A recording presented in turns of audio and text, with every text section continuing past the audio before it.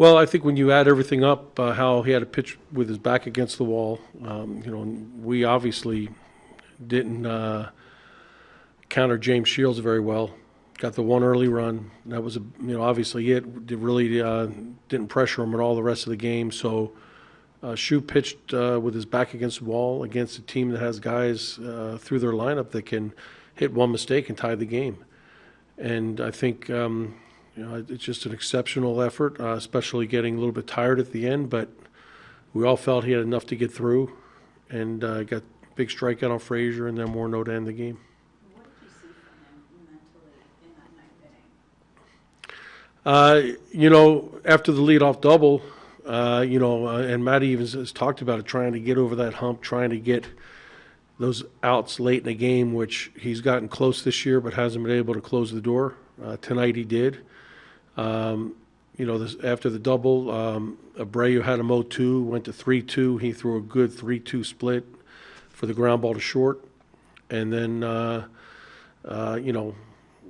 Todd Cunningham made a nice play coming in to hold Eaton on the base hit. And then, Matt struck out Frazier and Morneau. But I think it was much of the same with only tonight.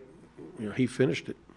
Before the game, we talked about the importance of the small details Mm-hmm. on the field. And when you're in a pitching duel like the two guys were tonight, how important was that defensively for you guys? Yeah, a couple things. Jeff Bandy caught a great game. There were a lot of pitches in the dirt for strike three he blocked. Really was in sync with Matt, and that's a detail that's very important.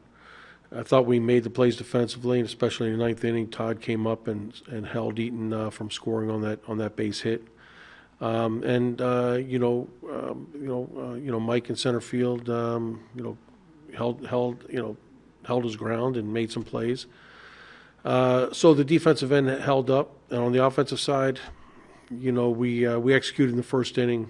Got a ground ball with runners on first and third to score the one run.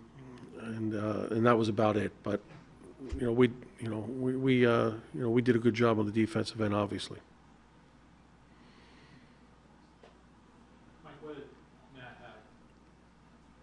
Everything going, or it looked like his location? I think Matt is really just carrying momentum, especially with his game plan from probably started about 7 or 8 starts ago, and I think he has a better understanding of his stuff, how he's mixing his pitches up.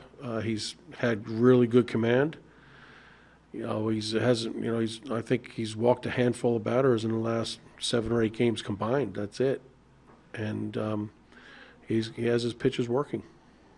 A couple weeks ago, not really a shutout, but he had that great game after 8. Was it more of a mental edge or a physical edge that you saw that allowed, or that prompted you to send him out? I think there are things to consider on both sides, but I think the overriding factor was we thought that Matt still had his good split working. His velocity was fine. You're always worried about missing some spots, but Charlie and I totally felt he had enough to go out there and at least start the ninth inning and see where it went. And as that inning went up, kept going. He kept making good pitches, so we felt that he matched up with those guys, and we gave him a chance to work his way through it, and he did.